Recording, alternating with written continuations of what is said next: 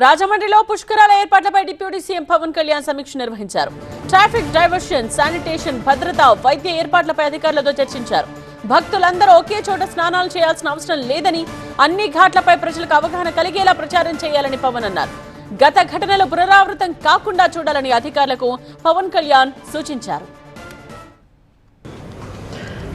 ఇంతమంది జనం మన ఈ మధ్యన తమిళనాడు జరిగిన ఒక సంఘటన కూడా చూశారు. ఒక 5,000 మంది జనం వచ్చినప్పుడే great amount of chances are for a stampede. మీరు ప్రతిరోజు ఎన్ని లక్షలు సార్ మీరు అంటుంది? 17 lakhs. అంటే మీరు it is a potential life risk ఉన్నాడు కదా. ఇది నేనేమన్నానంటే మీరు ఎలాబొరేట్గా కనుక ఎక్స్టెన్సివ్గా విత్ కన్సర్న్తో చేయకపోతే మాట ఇది మనందరం తప్పు చేసాం. ఇది ఎందుకంటే మనం కొన్నిసార్లు సహజంగా వదిలేసినా పర్లేదు, కానీ ఇది మీరు సంవత్సరం పెట్టుకొని స్టిల్ మీరు ముందుకు తీసుకెళ్ళాం.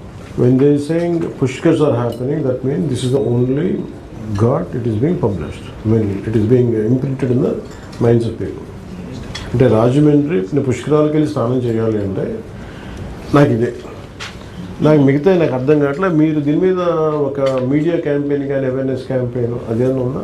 దాని మీద ఇంక్లూడ్ చేశారా? అలాగే అందరినీ డిఫరెంట్ ప్లేస్లో అందరూ ఒకటే చోట ఉండాలి లేదు కదా. డీప్ అనేది లోతు ఎక్కువ.